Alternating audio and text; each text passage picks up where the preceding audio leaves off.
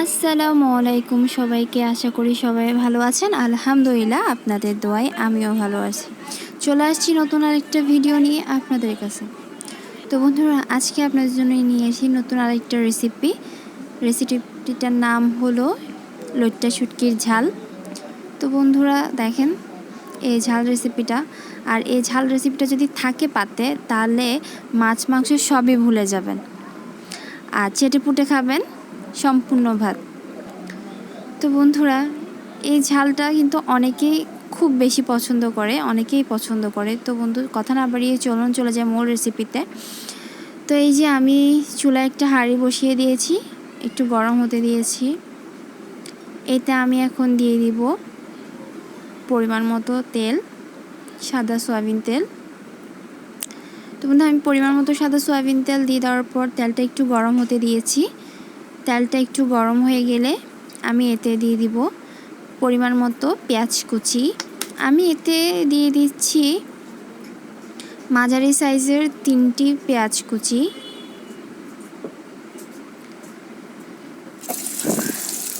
এই যে আমি পেঁয়াজ দিয়ে দিলাম, তাতে আমি দিয়ে দিব ফালি করে রাখা 3টি কাঁচামরিচ, কারণ আমি গুঁড়ি মরিচ ইউজ করব, তাই আমি 3টি কাঁচামরিচ দিয়েছি। কাঁচামরিচ আর পেঁয়াজগুলো আমি একটু ভালো করে নেড়ে দেব। যখন একটু ব্রাউন কালার হয়ে যাওয়া পর্যন্ত আমি অপেক্ষা করব। নাড়াচাড়া বন্ধ করব, নাহলে আবার পুড়ে যেতে পারে। তাই আমি একটু ভালো করে নাড়াচাড়া করে নিলাম। নাড়াচাড়া করে নেওয়ার পর আমি এতে দিয়ে দেব পরিমাণ মতো রসুন বাটা। আমি এতে দিয়ে দিচ্ছি 1 চা চামচ রসুন বাটা। 1 চা চামচ রসুন বাটা দেওয়ার পর আমি এতে দিয়ে দেব স্বাদ মতো লবণ। দেওয়ার পর আমি একটু নাড়াচাড়া করে আবার এতে দিয়ে দিচ্ছি শুকনো উপকরণ। আমি এখানে 1.5 চা চামচ মরিচের গুঁড়ো ব্যবহার করেছি। আপনারা ঝালটা যদি আরেকটু বেশি খান তাহলে আরেকটু বেশি দেবেন, যদি কম খান তাহলে আরেকটু কমিয়ে দিতে পারেন। আমি এরপর 1/2 চা চামচ দিলাম হলুদের গুঁড়ো, 1/2 চা চামচ জিরার গুঁড়ো। সবসময় ভর্তা বা মাছ রান্নার ক্ষেত্রেই আপনারা জিরার গুঁড়িটা ব্যবহার করবেন, গরম মশলা ইউজ করবেন না, তাহলে আপনারা যে স্বাদটা পাওয়ার কথা সেই স্বাদটা পাবেন না। এই যে আমি সব উপকরণ দিয়ে ভালোভাবে একটু নাড়াচাড়া করে নিচ্ছি। নাড়াচাড়া করার পর আমি এতে একটু পানি দিয়ে দিচ্ছি কষানোর জন্য। পানি দিয়ে আমি ভালোভাবে মশলাগুলো কষিয়ে নেব।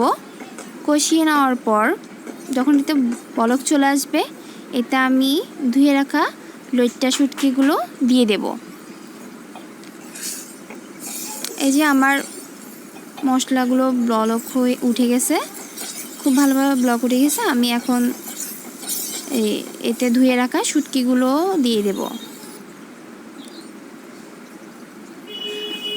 আমি এখানে কিছু পরিমাণ শুটকি নিয়েছি, আর এই শুটকিগুলো আমি খুব ভালো করে ধুয়ে নিয়েছি। গরম পানি দিয়ে ধুয়ে নিয়েছি, নর্মাল পানি দিয়ে ধুয়ে নিয়েছি, কারণ এই শুটকিতে বালি থাকে। তো আপনারা খুব ভালোভাবে শুটকিগুলো ধুয়ে নেবেন। আমি খুব ভালো করে ধুয়ে পরিষ্কার করে নিয়েছি। এখন ঢেলে দিচ্ছি মশলাতে ঢেলে দেওয়ার পর আমি সব শুটকিগুলো খুব সুন্দর করে মশলার সাথে মিশিয়ে নিচ্ছি নাড়াচাড়া করে।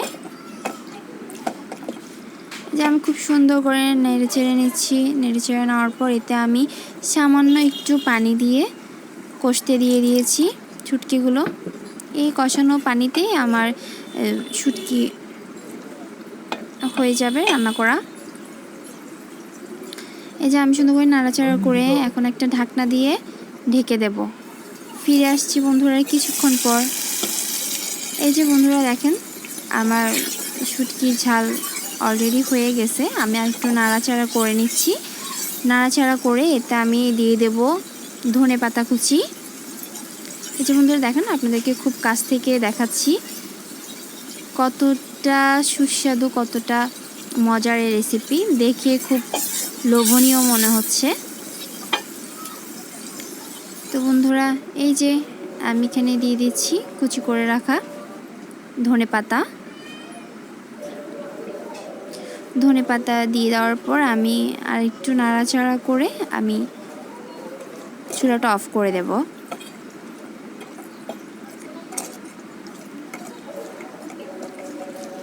এই যে আমি চুলাটা অফ করে দিচ্ছি, অফ করে ফিরে আসছি পরিবেশন করে।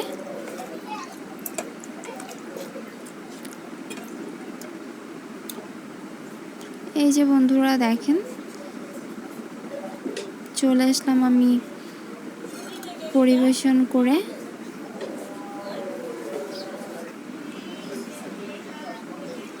দেখুন বন্ধুরা কতটা সুন্দর লাগছে, কতটা লোভনীয় লাগছে এই শুটকির ঝাল।